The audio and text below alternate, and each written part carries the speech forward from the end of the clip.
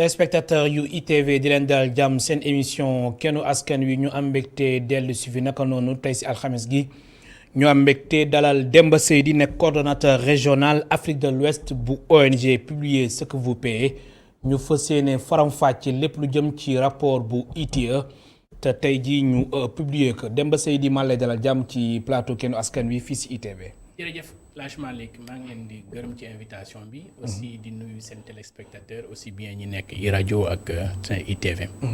ci kanam tuuti mbokk téléspectateur yi mën ngeen participer si émission bi soo leen wootee si 88 628 74 74 88 628 74 74 alors Demba Seydi ONG Publiez ce que vous payez mooy lan. alors Publiez ce que vous payez ci wolof mën nañ ne. mooy na nga fësal li ngay fay.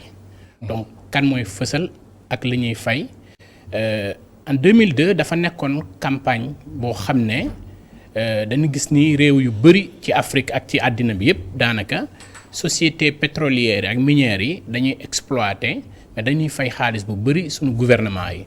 loolu waraloon gouvernement yu bëri ci at yooyu ñu amoon xaalis bu bëri boo xam ne dina leen permettre ñu tripatouiller constitution yeeg des ci nguur gi ba ay ati at donc kenn mun ko contrôler parce que kenn xamul ñaata la ñuy jot ba pare population yi di continuer dëkk ci ndóol ñi nga xamante ne ñoom ñoo nekk ci espace yooyu ñu jógoon nag ne chef compagnie yooyu na ngeen di fësal léegi li ngeen di fay suñu gouvernement yi gannaaw suñu gouvernement yi nanguñ ñoo woon li ñuy jot yéen bu ngeen fësalee li ngeen leen fay ñun dinañ leen naan nangami ngeen jot ci kaw information bi nga xamante ne moom la compagnie yi joxe loolu moo indi Publiez ce que vous payez.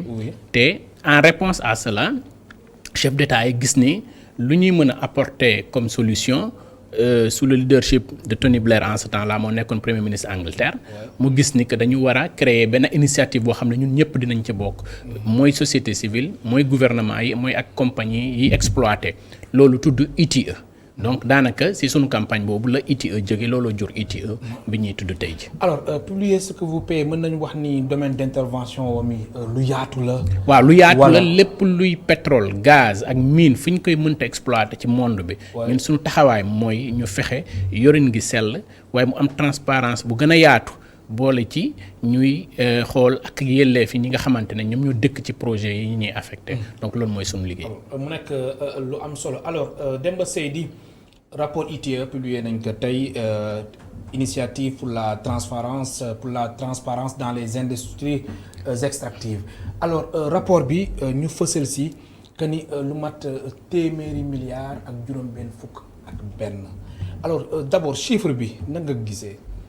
waaw bala ma wax ci chiffre bi nga may ma tuuti rek ma rappeler luy rapport ITIE. parce que ITIE ni ma ko waxee sànq initiative la boo xam ne ñu bëri ñoo ko sekk acteurs yi. te chaque année réew yi nga xamante ne dañu adhéré ITIE donc dañuy publier lu ñu tuddee rapport boobu mooy fësal effectivement ci at mi lépp li nga xamante ne produire nañ ko lépp loo xam ne dugg na ci xaalis dépensé nañ ko société yi loolu mooy rapport ITIE. lépp jëm ci wàllum industrie extractive. exactement foofu la limité wu dañu am lu ñu tuddee périmètre te kiw li nag société yëpp ay publier sociétés yi nga xamante ñoo nekk ci périmètre ITIE ñooñu ñooy publier c'est-à-dire sociétés yoo xam ne seeni chiffre d'affaires wala capital mën na yegg ci ay 200 millions ñooñu ñooy publier ay rapport ITIE ñoom ñoo nekk ci périmètre ITIE donc ñoom ñooy publier ay données loolu nag tekkiwul ni tamit ñeneen ñi duñ publier mën nañ publier mais publication boo xam ne volontaire lay doon.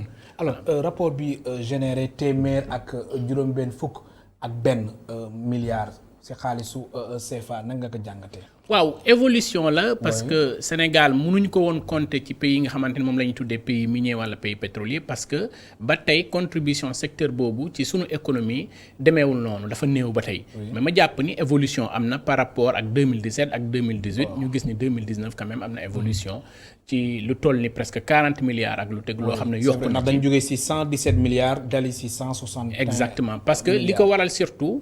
dafa am ay compagnie yoo xam ne nekkuñu woon avant ci périmètre ITIE léegi nañ ci bokk ensuite dafa am ay compagnie yoo xam ne nekkuñu woon ci secteur minier compté wuñu woon ci secteur minier mooy li mel ni les cimenteries yi ak carrières yi lañ boole yooyu yëpp léegi def leen ci sous le registre minier moo tax boo gisee chiffres yi yokku donc looloo tax boo xoolee comparer le chiffre de 2019 2018 2017 di nga gis ni que am na forte amélioration. alors est-ce que li nga doon xaar ci rapport bi gis nga ko wala gisuloo ko ginnaaw ba nga ko jàngatee am nga déception wala vraiment rapport bi li nga ci gis doy na la. waaw mënuguñu wax ay remarques. mënuguñu wax d'après lu jotagum génn. waaw mënuguñu wax déception. ouais. Parce que nag il faut reconnaître aussi que comité national ITIE bu Sénégal def na effort yu bëri. boo comparé ak yeneen réew yi nga xamante ne ñoo ngi ci Afrique de l'Ouest ñoo xam ne ñoo ñu jiitu sax ci ITIE ba tey seen rapport 2015 wala 2016 lañ nekk. lañ publier gum Sénégal def na effort ba instant yi rapport 2019 bi mu publier ko ren ji donc dafa di ay jéego yu rëy léegi nag ci contenu bi xam nga ITIE man dama koy xoolee ni appareil photo rek. donte ni appareil photo bi bu génnee bu defee photo am ba génnee ko dina def ay recommandations. foofu la ITIE amee solo. donc day photographier ne diw lii la versé diw lii la versé loi yi lii lañ créé ci ay loi léegi bu loolu weesoo fépp fu am manquement sur la base de information yi ñu leen jox ñu naan lii la ñuy recommander ci nguur gi ñu gis ni nag côté boobu am na lu sooxe lu bëri. parce que gis nañ ay recommandations yoo xam ne depuis 2014 wala 2013 rapport 2013 bi ñu ngi ñëwaat ba 2020.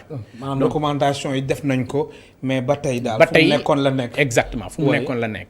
li mel ni d'abord nu ñuy leeralee bu ñu lay jox yow permis d'exploiter wala licence d'exploiter. boo ñëwee ci réewu Sénégal ñu war laa jox permis ba tey critères yi procédures yi ba tey leeragul. te looluy jur coow lu bëri. bu ngeen fàttalikoo fan yële passé wala daaw daanaka léegi amoon nañ fi coow bu rëy li jëm ci wàllu Petro-Tim. ñu ne Franck Timis dañ ko jox permis te amul respecté wul critères yi wala boog entreprise am correspond ak critères yi ñuy laaj. donc dafa fekk ni nag critères yooyu moo leeragul ci sunu ay textes. critères yi ak procédures yi nga xamante ne moo lay permettre tey jii ce qui fait que bu critères yi leerul bu procédures yi leerul. compagnie yi ci la ñuy profité wala spéculateurs yi ci la ñuy profité ñëw di utiliser failles yooyu faiblesse loi yooyu. pour ñu mën a am ay permis jaar négocier ak ay nit ñi nga xamante ne ils sont proches du président de la République. est-ce que aussi jotul aussi ñu rectifier li ni mel. waaw mënoon nañ ko rectifier depuis d'ailleurs parce que diggante boobu. ak tey jii.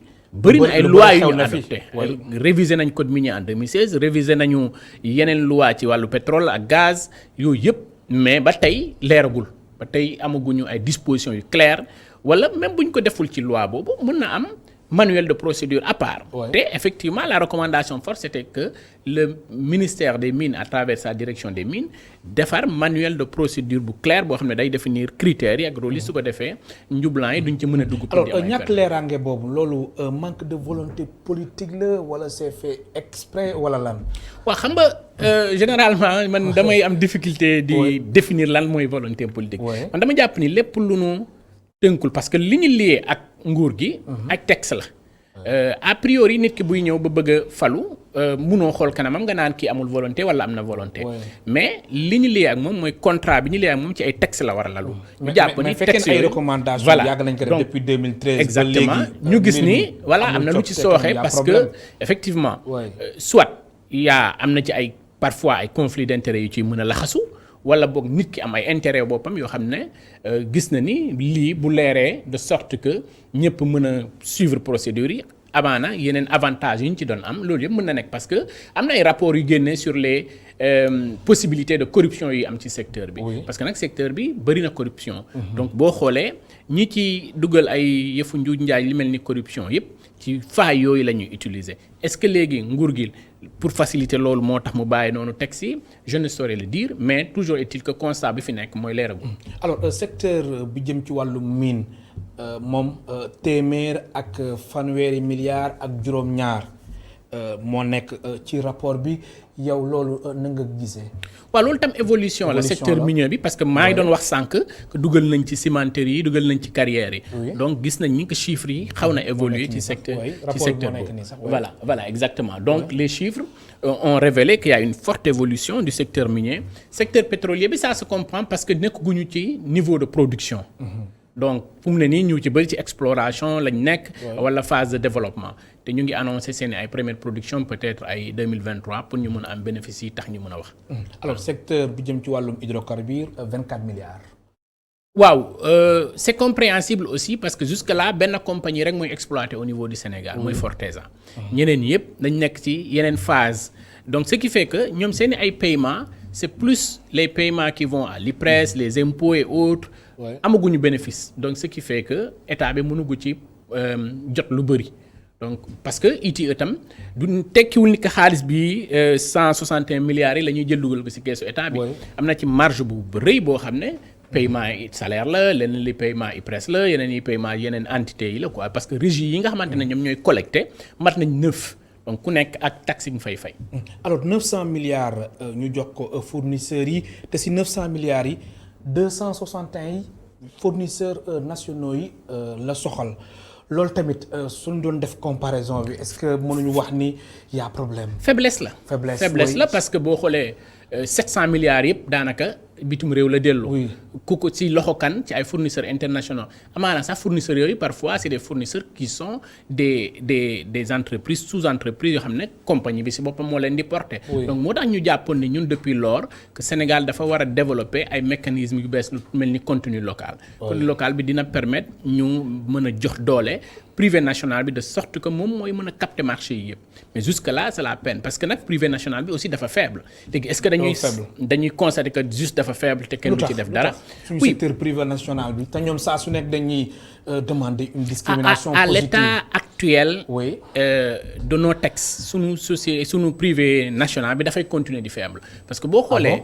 oui parce que boo dee privé national tey jii fan ngay amee ressources yi lay permettre nga dugal sa investissement ci lii ci banques yi pour la plupart. alors que taux bi banques yi di lebalee privé bi wala même individu yi dafa metti ce qui fait que dans un secteur pareil boo demee di leb ci banque loo xam ne fii ak 3 ans mënoo ko rembourser sur la base des bénéfices yi ngay xaar mais dafay metti taux bi dafay élevé trop. première chose deuxième chose dafa am beneen mbir boo xam ne expertise bi war parce que boo demee ci réewu tubaab bi daanaka da ngay gis état bi dafay jël ay fonds yu bëri jàppalee ko privé national bi de sorte que taux de remboursement bi du bëri. loolu mécanisme yooyu ñun amaguñu ko fii. donc bu ñu ko amoon dina permettre privé national bi mën a mobiliser beaucoup d'argent pour mën a répondre aux appels d'offres dernière chose fondamentalement c'est sur la qualité des services et des biens yi nga xamante ne moom la ñuy répondre parfois compagnie yi dañuy teg yëkkati baar bi ba mu kawe de sorte que bu ñu bëggoon tey ji ndox dañuy def ay critères yoo xam ne amaana doo gis benn société sénégalaise bu leen di mën a fournir ndox moomu donc ce qui fait que mujj ba dañuy delluwaat ci seen ay réew pour commander def commande yooyu. alors ñu gis lu jëm ci wàllum secteur bi jëm ci wàllum hydrocarbures hausse bi toll ci 14,38 milliards ci suñu xaalis loolu naam sax yokku na est-ce que mënuñu woon gën a am lu ko ëpp. waaw xam nga gis-gis. oui bien sûr. bien sûr c'est parce que aussi jusque là. mécanisme sànq maa ngi ko doon wax ci affaire contrat yi.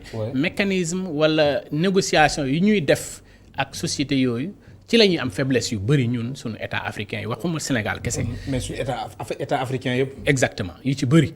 en tout cas mais faiblesse boobu war nañ ko rectifier. oui bien sûr ndax su yàggee aussi day gën a metti si ñun. oui bien sûr parce que compagnie yi du ñu def te yàlla tax dañuy ñëw pour def ay profit. dañuy lebi xaalis bu bëri. ci ay bourse non amuñ ci sentiment bu ñuy négocier lépp luy maximiser seen ay revenus dañ koy def en plus à côté de cela dañuy am ay mécanismes fiscaux yoo xam ne dinañ créer de sorte que évasion fiscale bi da ciy am doole duñ fay impôt li war wala dañuy négocier généralement ay exonération wala ay allègements fiscaux yoo xam ne daanaka daf ñuy gaañ ñun. ce qui fait que tey jii. boo ci boolee beneen allègement bi tudd stabilité fiscale. mooy dañuy ne 10% la ñuy fay fiscalité tey jii. bu yàlla defee baril bi yokk ba benn baril bu doon jaar $1000 sax. ñoom 10% yi négocié foofu la ñuy yem. donc loolu ay faiblesse la aussi si ay réew. par exemple boo jëlee ci période Covid bi li mel ni or dafa yëgoon prix bi. prix or bi dafa yëgoon ci monde bi donc ce qui fait que. sunu état yi ñu signé woon ay clause de stabilité yoo xam ne même bu prix bi yokk ñun duñ ci gagné lu bëri donc ce qui fait que bu prix bi baaxee ci marché bi sax ñun sunu réew yi daanaka duñ ci bénéficier. donc loolu mooy problème. ñu gis aussi ci wàllum boobu le secteur total 8,4 milliards Cosmos Énergie 5,5 milliards ñu dem ba tey wàllum recette fiscale loolu daan si ñëw alors suñu comparé entre Total Cosmos Énergie wala BP 2,2 milliards comparaison boobu yow bi nga xamante ni sa xam-xam màcc na ci wàllum secteur boobu la lan ngay wax. waaw xam nga ça se comprend parce que Cosmos ak BP daanaka lu bees la d'ailleurs. oui Cosmos ñoom ci exploiter leen tax a jóg. Total yemul ci exploiter kese. Total mu ngi ci daanaka chaîne de valeur bi yëpp. dafay distribuer dafay commercialiser donc loolu dina tax Total mooy ëppale ay recettes. te effectivement foofu la Petrosen nekk di positionné wu un peu. pour xool créer benn Petrosen boo xam ne moom la ñuy tuddee Petrosen aval boo xam ne moom it dina mën a bokk ci circuit distribution bi ak commercialisation des produits pétroliers. mais looloo tax. Total quand même mu am doole ba tey. alors lii yëpp est-ce que du ñëwaat aussi pour suñu taxes yi ñu xoolaat ko. mais bien sûr. oui bien tout le problème se trouve ci taxes yi. parce que compagnie yi ak ku mënta doon boo demee ci réewu jàmbur di investir taxes yi d'abord ngay xool lan la taxes yi may mais boo xoolee ñun am nañu ay lois yu bari yoo xam ne réformé nañ leen ci at yi passé mais dafa am lu am solo loo xam ne bàyyiñ ci xel bu baax. dafa am ay lois communautaires ak ay lois internationales ak ay traités yoo xam ne sunu réew da ko signé ak yeneen réew te li ci ëpp ci réew yooyu la compagnie yi jóge ñu tuddee ko des traités bilatéraux d'investissement. mooy lan traité yooyu dafay gën a jox doole investisseur étranger bi ñëw moom moo ëpp doole daanaka sunu état. dafa am loo xam ne mënoo ko teg y compris préférence nationale bi ñuy tudd. parce que boo defee loi contenu local nga naan léegi dañuy def préférence société nationale yi nga xam ne ñoo fi nekk privé national bi ñoom mën nañ la attaquer d'abord ci principe yooyu ñu la ne ñun am na loo xam ne daf ñuy protéger bu ñu amul ndox bi ñu bëgg Sénégal dañ koy jéebaane ji feneen. donc yooyu manquement aussi bokk na ci loo xam ne war nañ ko corriger xool nan la ñuy fexe harmoniser yooyu ensuite compagnie dañuy am ay yeneen possibilité ci wàllu fiscalité surtout parce que ñun boo xoolee li ñuy am li ci ëpp à part 10% de capital bu ñuy am gracieux ci compagnie yi li ñu am li ci ëpp ci impôts yi lay jógee ak fiscalité bi de façon générale. mais bu dee am nañ faiblesse foofu malheureusement dootuñu bénéficier lu bëri. mu nekk lu am solo ma fàttali suñu mbokk téléspectateurs yi ñu ngi dalal tey Demba Seydi nekk coordonnateur régional Afrique de l'Ouest bu ONG Publiez ce que vous payez mu ngeen participer ci émission bi soo leen wootee ci 88 628 74 74. 88 628 74 74 alors Demba ñu ñëw ci wàllum fi nga daanelee mooy wàllum fiscalité ñu gis recette fiscale yi 118 milliards la. waaw xam nga bu dee dañ def comparaison année par année rek. mën nañ ne ça évolue. waaw mais compagnie yi ñun développé nañu rapport boo xam ne dañ ko tuddee comment perdre des milliards noonu lañ tuddee rapport bi. comment perdre des milliards. génnee nañu au minimum 20 façons yoo xam ne compagnie dañ koy utiliser pour bañ a fay fiscalité bi war.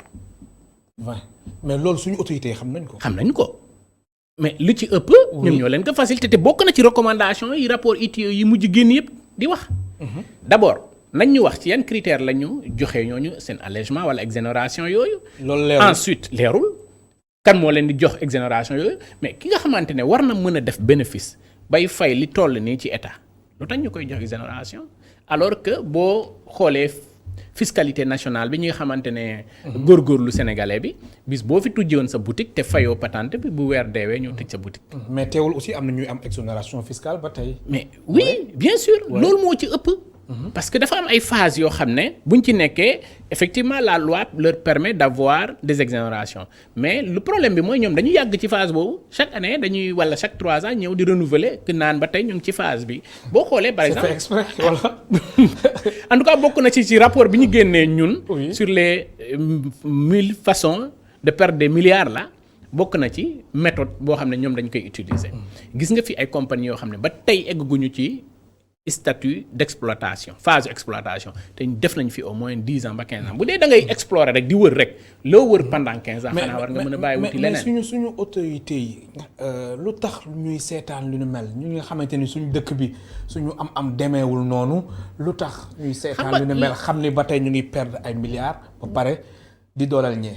waaw yeneen observateurs yi mun nañ leen naan parfois c'est un déficit de patriotisme mais man mënuma mesurer patriotisme niveau am fu muy toll. mais dama gis ni rek bu ñu tegee règles yi foofu lañu sooxee am na ay bonnes pratiques yi nekk ci yeneen réew yooyu moo leen di permettre ñoom ñuy maximiser seen revenu te ci négociation bi d'abord bu ñu lay jox contrat tey jii si diggante ñetti nit kese lay doon ministre bi nga xamante ne moom moo yor secteur bi bu dee secteur minier la. ensuite ministre des finances ak président de la république ñetti ñi kese ñoo ciy intervenir. alors je n'ai rien contre ces institutions ou ces personnalités mais problème bi mooy toujours la compagnie vient avec des négociateurs yoo xam ne ils ont des informations et des éléments yoo xam ne yow maîtriser woo leen benn ñaar. ñun li ñu am ci quantité ak qualité pétrole wala gaz wala mine sax ñoom ñoo ñu koy wax. ñoom ñoo ñu koy wax. waaw ñoom ñoo ñëw ne la explorer nañu lieu nangam. gis nañ ci Sénégal am na ci nangami baril de pétrole boo xam ne mun nañ ko extraire par jour mun nañu extraire nangam. loolu lii aussi bokk na ci faiblesse yi ma doon wax sànq. mooy faiblesse principale bi foofu la. oui parce que nag booy jaay sa produit te yow xamoo valeur produit bi ki koy jënd moo lay ne produit bi lii la donc foofu la problème bi nekk donc moom mooy déterminer parce que moo xam valeur bi mooy déterminer prix bi. oui donc loolu foofu la ñuy sooxe troisième chose mooy bu ñu ñëwee di négocier comme ni ma la wax. ci ñetti entité yooyu la ñuy négocier la. am nañu bien sûr ci administration sénégalaise des gens qui sont bien formés mais lii dafa di lu bees ci Sénégal li mel ni ci pétrole ak gaz. en termes de négociation bay signer ay contrat moo tax yenn manquements yi di ci bëri qu'est-ce qui empêcherait aujourd'hui à l'État du Sénégal muy dem di wuti expertise boo xam ne jar na nga fay leen ñu nekk di liggéeyal État du Sénégal pour une période donnée pour ñu mën a négocier ay termes yu baax ci contrat yi mais boo déggee ñuy wax ay contrat léonin c'est effectivement ça daanaka dañuy saaxee dañuy saraxe suñu alal. mais quand même après contrat yi dafay nekk lu disponible. waaw ñoom tous les jours loolu la ñuy wax. oui xam nga contrat yi nga publier ko après ça change quoi.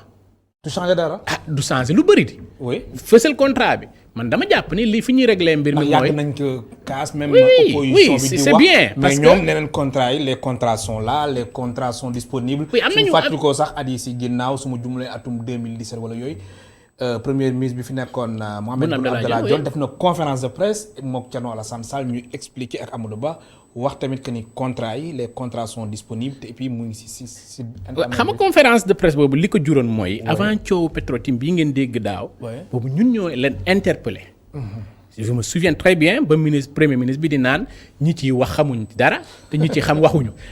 donc genre menace yooyu te ku ci waxati dañ ñu bàyyi ñi xam wax ñu bàyyi ñi xam wax alors que. effectivement bi ñuy wax c'est sur la base des données yoo xam ne ñun yor nañ ko lañ leen jox. ñu leen jébbal saa ñu génn wax c'est parce que wax nañu ak ñoom te nanguñoo dégg liñ leen wax.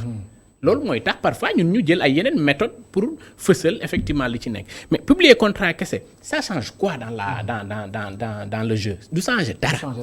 du changer dara man dama jàpp ni bu ñëwee loolu la ñuy tuddee transparence day soxee lu bëri kon foofu mën nañu wax ni suñ fay xaar transparence duñ fa am dara. déedéet duñ fa am dara maanaam publier contrat rek. dara lañ fa dul am avantage bi xam nga lan la. effectivement am na avantage mooy yéen miy dëkk Kédougou wala yéen miy dëkk Matam di ngeen xam yan obligation la compagnie bi am envers vous.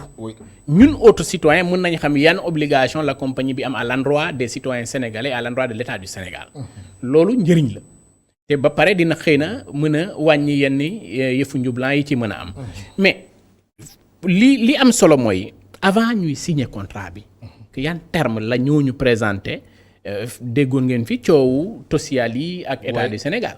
mais bi li ñuy jot a génnee ci information ci mémorandum boobu mais da ngay gis obligation yi Sénégal am moo ëpp li obligation yi social yi am te signature président de la République lañ ci gis. ci MOU boobu ak ministre des Mines.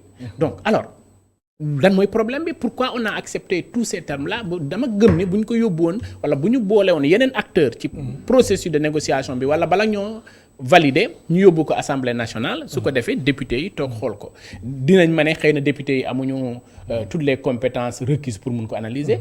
mais boobaa aussi doguma la est-ce que tamit du majorité bi fekkee ni dañ ko yóbbu assemblée pour ñu voter ko rek est-ce que du majorité bi. ñoom ñooy gagner affaire bi ñoom ñooy voter presque à l'unanimité entre guillemets. oui mën na nekk mais li am solo mooy. avant que muy dem foofu que mu am nit yoo xam ne analyser nañu contrat yi ba ne leen lii c'est avantageux wala lii c'est pas avantageux bu fekkente ne toll nañ foo xam ne li ñuy perte moo ëpp. gëm naa ni même majorité bi dinañ ñu fekk ci combat boobu. mais le souci mooy possibilité boobu amagul. jusque là par exemple au Nigeria indi nañu réforme boobu Ghana indi nañu réforme boobu. contrat yi balaa président de la République di ko signer day jaar d'abord assemblée gars yi saytu ko. boobaa dinañ éviter li xewoon ci Petro-Tim par exemple. te Sénégal war na mën jaar foofu. waaw bien sûr. bien sûr évolution la démocratie toll na foo xam ne léegi. moo mënul consulter l'ensemble des Sénégalais yi se sont constitués à travers des cadres lu mel ni société civile lu mel ni assemblée nationale yu mel ni conseil économique et social yooyu yëpp war nañu mën a gis joxe seeni avis. Voilà. Mais alors dans ce cas aussi COS-Petrogaz nga xamante ne day def ay orientation moom tamit rôle am lan lañ mën a wax ci moom COS-Petrogaz. waaw xam nga COS-Petrogaz rôle am mooy conseil président de la République jox ko ay orientation bien sûr. mais toujours est-il que oui le principal problème mooy décision finale bi yëpp njiitu réew mi. très bien loolu mooy problème bi et tous les secteurs d'ailleurs ce qui fait que da ngay jël dama lay jox exemple bu gën a simple boo jëlee la loi sur le contenu local loi bi moom kese ay 8 pages la nga gis ñu naan ci ay 5 décrets beneen loi boo xool am na minimum 5 wala 10 décrets yi fa nekk boo xoolee ci secteur bi rek am na au moins une dizaine de lois nga multiplier ko par 5 décrets ça te donne 50 décrets que le président de la République doit signer quand est-ce qu'il pourra signer ces décrets là étant donné que mu ngi ci yeneen urgence yoo xam ne moom moo ngi koy gérer ci réew mi donc ce qui fait que yow bu fekkente ne am na décret bu yéex wala bu ñu signé ko arrangé wu la di nga wut yeneen yoon yuy tax nga influencer signature bi mu yéex wala mu gaaw wala effectivement contenu bi ci boppam nga mën koy influencer vous vous souvenez du décret qui a permis à Petro-Tim d'obtenir son permis. Ouais.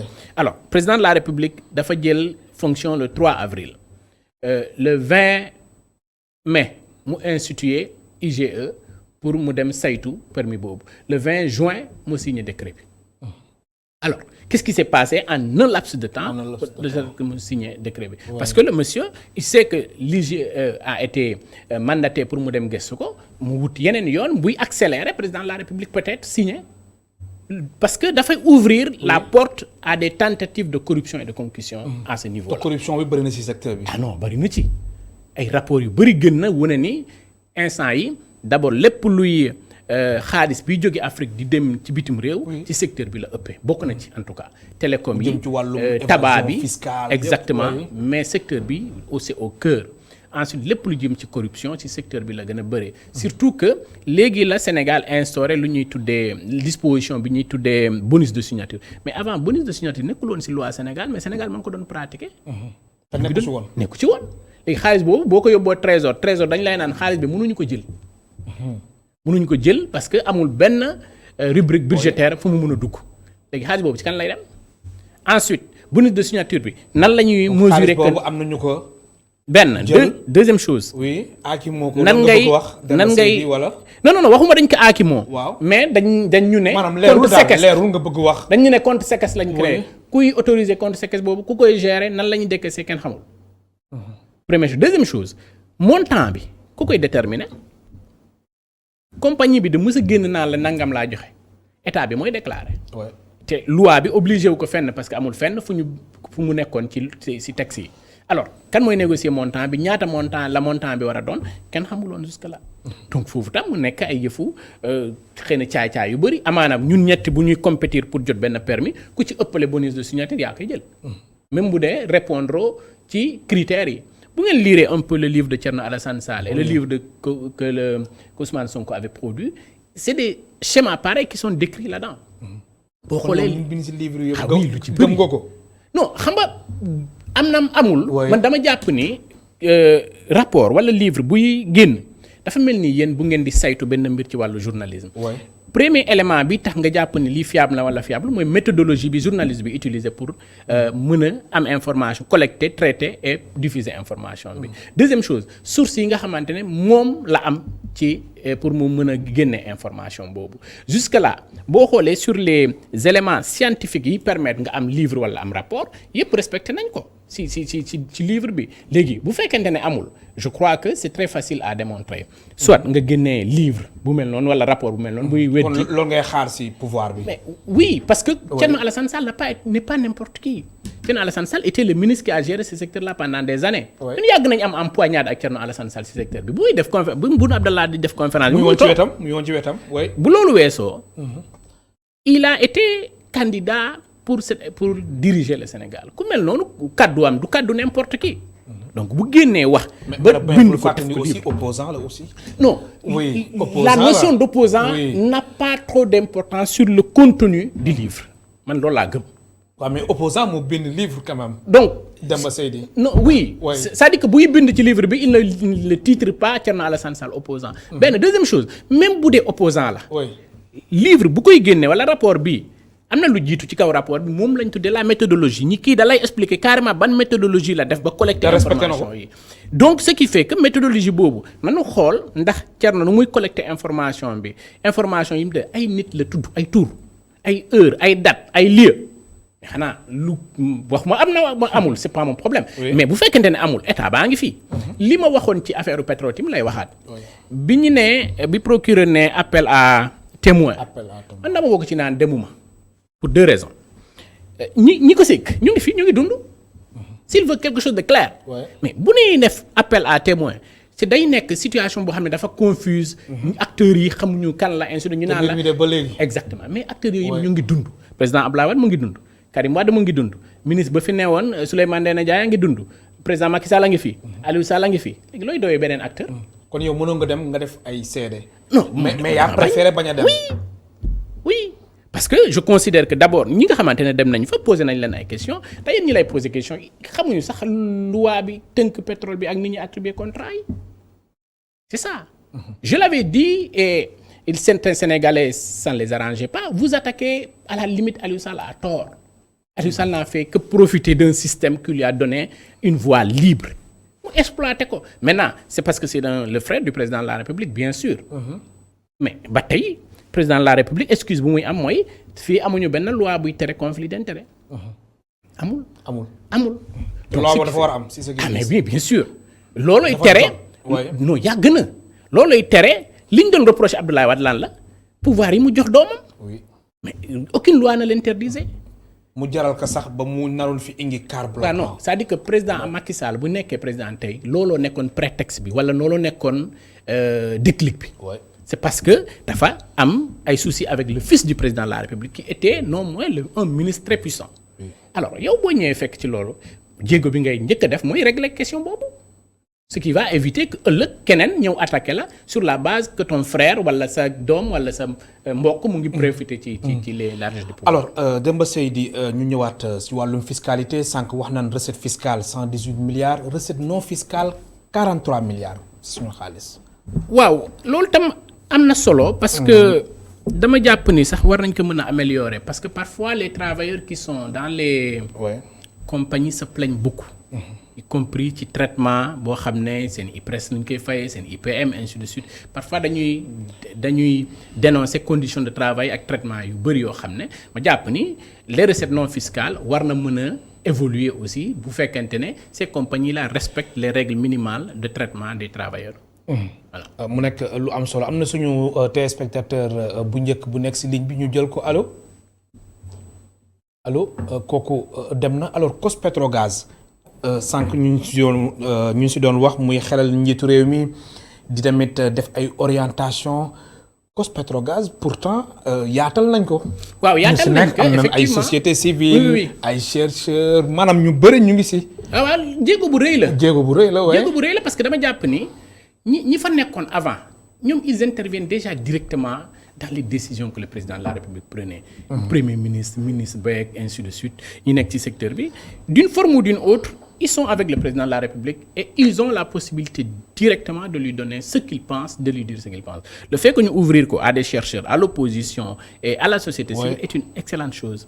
Maintenant, matérialiser guñu ko ba tey parce que binduguñu terme de référence yi tax ñu naan société civile nii ngeen di tànnee. mais yéex na de. yéex na trop non c'est trop lent. c'est trop lent et le secteur n'attend pas. dama jàpp ni c'est le moment crucial. pour le président de la République encore une fois d'accélérer ces gens-là pour ñu mën a jël les mesures nécessaires. te surtout at yi di ñëw secteur bi dafay gën a nekk secteur bu am doole. ndax pétrole bi fii ak 50 ans li ñu mënta wax fii ak 50 ans secteur bi dafay continuer di am influence ci sunu économie. léegi nag pour influence am gën a am njëriñ na président yaatal ñi nga xamante ne ñoo koy jox li ñu xalaat pas li mu bëgg. mais li nga xamante ne moo yenu maanaa ci yorinu secteur bi. première chose deuxième chose ñu xool li ñuy am ci secteur bi boo ci amee lu mel ni ay 100 milliards yu ci génn mais na nga xool nu muy mën a alimenter yeneen secteur yu mën a am doole. Sénégal sunu activité traditionnelle du pétrole du gaz. sunu activité agriculture la élevage pêche. ak yeneen secteur yoo xam ne war lañ leen mën a développer en plus maintenant de ce secteur privé national bu fi nekk boo xam ne faible na ñu gis ni 900 milliards yi daanaka xaaj bi yëpp dafay delluwaat ci tubaab yi nañ fexe secteur privé boobu ñu joxaat leen leen doole.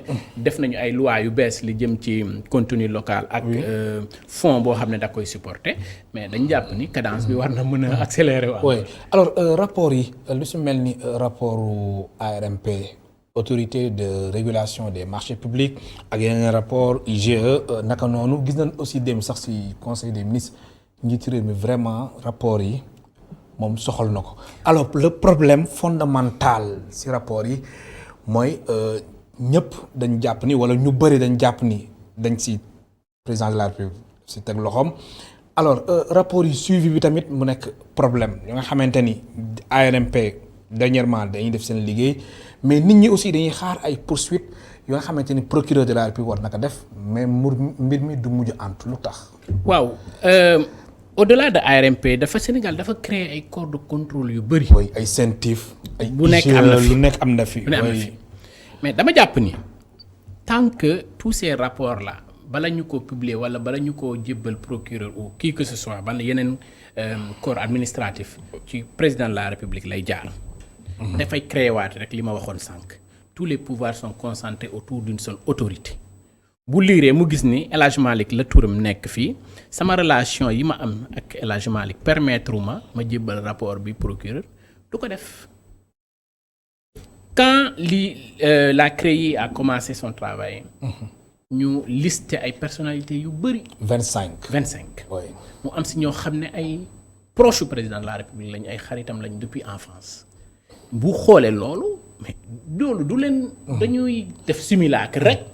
mais du leen mës a yóbbu prison. te ñenn si ñoom sax léegi rejoindre nañ ko. ñenn si ñoom léegi fal nañ leen ñu nekk ministre. mais naturellement. wala ay PCA wala ay directeur. naturellement moi je n'ai rien contre ça parce que dama jàpp ni c'est des compétences sénégalaises yoo xam ne war nañ leen mën a utiliser jël ñëpp yóbbu leen retraite alors que am nañ compétence mën nañ liggéey réew mi man d'accord ma ci loolu. mais dama jàpp ni boo génnee 25 li nga topp ci kenn rek dafay tey xel sénégalais yi. faruma ci ak kenn contre ma ci kenn mais dama jàpp ni mu ni rapport yi mel noonu la situation boobu mel aussi bu ñu génnee ay rapport yu mel noonu mu war a jaar ci loxo président de la République subjectivité dafay ñëw. Vous vous souvenez encore une fois si on revient sur la question du rapport IGE affaire Petro-Tim bi président moo génn ci bisu Korité. julli ba pare presse bi interviewé ko mu ne sama rakk lañ jiiñ sama rakk la wax ñu jóge ci loolu ministre. de la justice ñu interroger ko. mu ne c'est une affaire privée.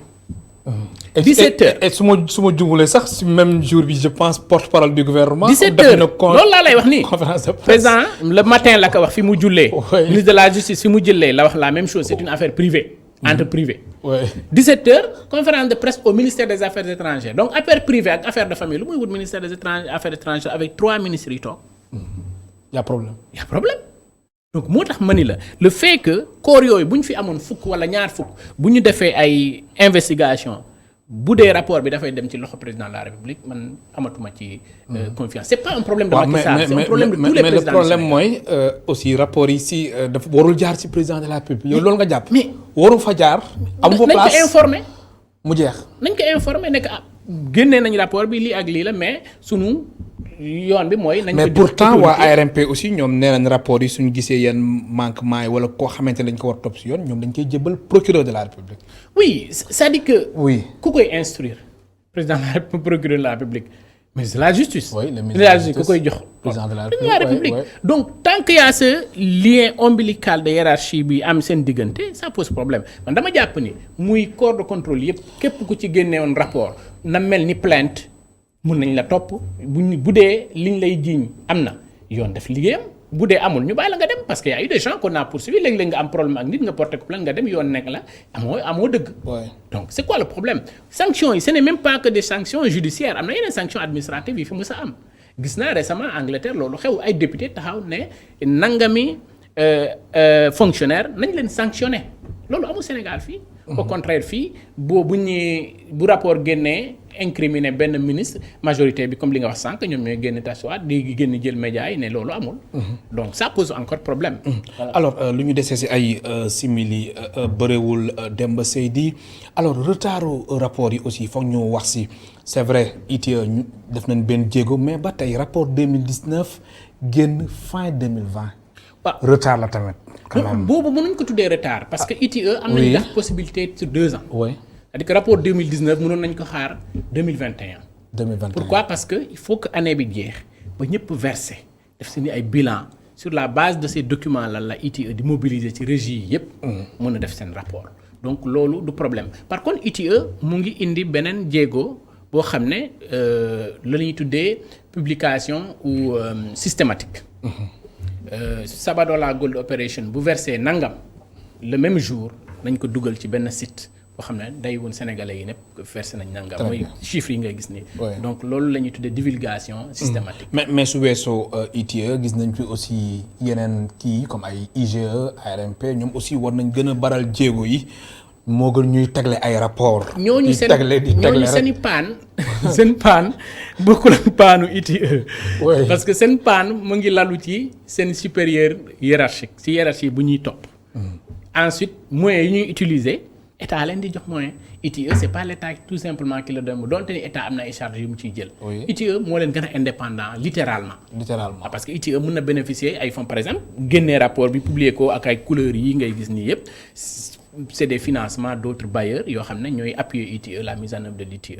donc ensuite pression bi état yi am pour doxal seen ITIE xëy na amuñu ko ci ARMP ak yeneen kii parce que nag ITIE léegi nekk na moyen de mobilisation de ressources à l'endroit des bailleurs. moo tax saa yu génn et puis voilà ça montre un espace assez vert pour l'économie du Sénégal et c'est une bonne chose. Moi je considère que bari na critères yi attirer investisseurs Sénégal réunir na ko. mais ñun ñoo war a defar mécanisme yi permettre Sénégalais yi gagner ci lu am solo. ba pare suñu climat des affaires gën a. oui climat des affaires bi baax na dafa dese transparent rek. bien sûr voilà baax na dafa dese transparent parce que am nañu stabilité sociopolitique. ainsi de suite donc les institutions marchent littéralement donc même bu dee bëri na lu ci sooxee mais ma jàpp ni war nañu insister encore. pour ci recommandation yi aussi. voilà exactement recommandation yi fi nekk ñu leeral mbir mi kuy jot permis ñu xam ne ci nan la ko jotee ak ndax war na ko jot am waru ko jot. très bien Demba Seydi maa lay gërëm baax di la sant sa dernier mot. maa leen di gërëm di leen sant di wax ni rek. Gouvernement du Sénégal notamment le président de la République comme tout repose entre ses mains encore une fois war na mën a xool vraiment ni mesures yi ñu jël ak loi yi bees yi ñu génnee yëpp nan lañ koy mettre en œuvre parce que nag Sénégal dafa gaaw ci defar ay loi mais mise en œuvre bi souvent mooy nekk problème voilà di leen gërëm di leen sant aussi ci liggéey bu baax bi ngeen di def. merci beaucoup mu nekkoon Demba Seydi coordonnateur régional Afrique de l'Ouest bu ONG Publiez ce que vous payez moo nekkoon suñu gan tey ci émission Kennu Askan Wi. mbokk tey spectateurs yéen tamit amul seen fay ñu leen di gërëm baax di leen sant ba suba incha allah ñeenti waxtu.